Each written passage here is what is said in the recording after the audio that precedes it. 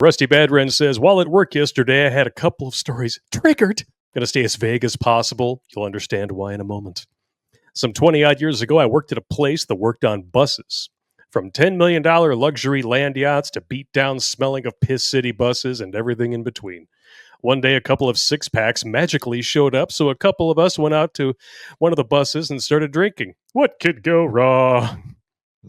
One of the guys, I'll call him AA, doesn't stand for it stands for athletic alcoholic. So AA didn't like the amount of beer. We had doing everyone ponied up, and one of the guys made a beer run. In total, there was about 10 of us, give or take. The bus we were drinking in was owned by a shuttle service. It looked like a mini city bus, 25-ish passenger size, and had the front and rear doors both on the passenger side. At some point, after 5 or 6 24-packs had been drunk, those are rookie numbers. You gotta bump those numbers up in this establishment. The bus started up, and off we went on the drunken Gilligan's Island tour. First stop was the pizza place. I had to piss, but was told, fuck off. You should have done that before we left. Me being the asshole that I am, I tripped the emergency override for the rear door and then proceeded to wrap my arm around the standing room only railings and kick the doors open. Oh, my God. I proceeded to whip it out and piss out the side door while driving down the main 4-lane road at 4 o'clock in the afternoon. That's happened. I've seen that. It's 5 o'clock somewhere. It's fine. Needless to say, lots of people were staring at my wang as I was relieving myself, going 40 miles an hour down the street. Being the a-hole that he was, proceeded to take advantage of the fact that both my hands were full. One of cock and the other hanging out of the standing rails. Asshole was stomping me in my lower back trying to kick me out the door. What a bastard, man. Didn't take long for me to have enough, and I turned the stream onto him, and I tried to piss on him. When we got to the pizza place, I watched a conga line of mechanics run to the dumpster to use the facilities, with everyone relieved and refueled with 6 extra large pizzas and 4 or 5 24-packs that still needed to be drank. Oh, shit. We hit the road.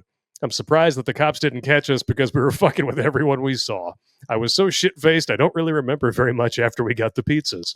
I woke up the next day with blisters on my tongue where it got burned from the pizza. My mouth tasted like I was chewing on rusty nails that someone shit on, and I had no idea where my car was or how I got home. Thus, who are you and where's my car? After slow-motion gender reassignment surgery, no less. My wife said I called her drunk as fuck and she had to drive me home from work and that I was completely blitzed. Everyone that went on that adventure didn't show up to work the next day either, including our boss, who was with us. Until next time.